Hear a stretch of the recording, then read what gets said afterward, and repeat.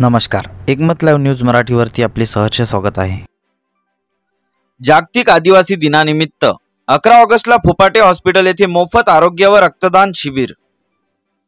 त्यानिमित्त सर्वात प्रथम मी तुम्हाला सर्वांना हार्दिक शुभेच्छा देते।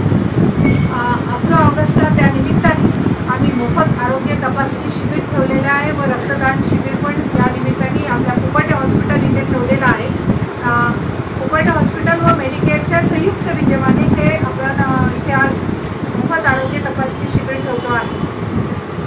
जागतिक आदिवासी दिनचा जो खरं तर थीम आहे की ज्यामध्ये आपल्याला आदिवासी समाजाला कुठेतरी जाणीव होणं आवश्यक आहे की आपण आदिवासी समाज जो जल जंगल जमीनचा रक्षणकर्ता आहे, या रक्षणकर्त्या आदिवासी समाजाला कुठेतरी एक अस्तित्व मिळायला पाहिजे। त्यांचं शिक्षण, आरोग्य आणि आर्थिक याबद्दलची एक जाणीव होणं आवश्यक आहे आणि त्यांना बळकटी देणं आवश्यक आहे। त्या निमित्तानेच एक मी आदिवासी समाजाची एक घटक पहिली डॉक्टर म्हणून मला असं कुठेतरी वाटतं, आम्ही दोघेही एक डॉक्टर आहोत।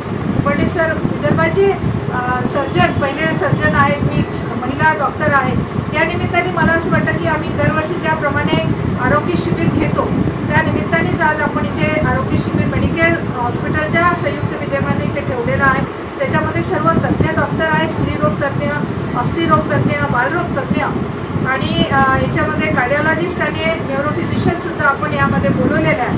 मला लोकांना हेच आव्हान करायचं आहे, जे गरीब गरजू रुग्ण इथे येतील त्यांना पद्धतशीरपणे तपासणी होऊन पुढे आणखीन आपल्याला काय पाठपुरावा करता येईल त्या निमित्ताने आम्ही दोघं जण सुद्धा या निमित्ताने इथे उपस्थित राहून त्यांना मार्गदर्शन करू आणि त्याच निमित्ताने आपण त्यांना 2 दिवसाचे सुद्धा औषध उपचार मोफत देण्यात येईल, एवढं मला इथे या निमित्ताने सांगायचं आहे। त्यामध्ये काही सर्जरीचं ऑप्शन निघाले तर मी सर्जरीचे पण कमी पैशामध्ये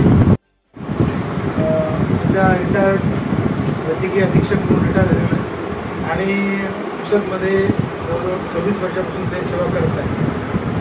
जनरल सर्जन म्हणून आहे आणि हा जो दरवर्षी आम्ही काम घेतो तर यामध्ये आम्ही पेशंटची फ्री तपासणी आणि कमीत कमी पैशामध्ये ऑपरेशन्स होतील पेशंटचे आणि त्या पेशंटला फ्री औषधी देण्याचा आम्ही जेवढा देता येईल तेवढा प्रयत्न करणार आहोत आणि यामध्ये गरजू लोकांनाच याच्यामध्ये फायदा जास्तीत जास्त होणार आहे।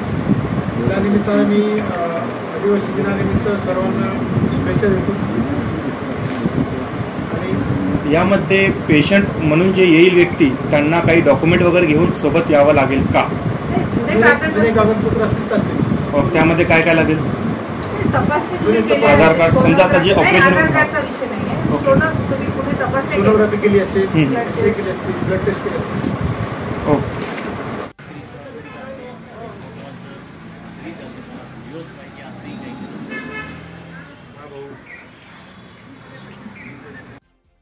बातमीला लाईक करा, कमेंट करा, शेअर करा व सर्वात आधी ताज्या घडामोडी बघण्यासाठी एकमत लाईव्ह मराठी न्यूज चॅनलला सबस्क्राईब करा।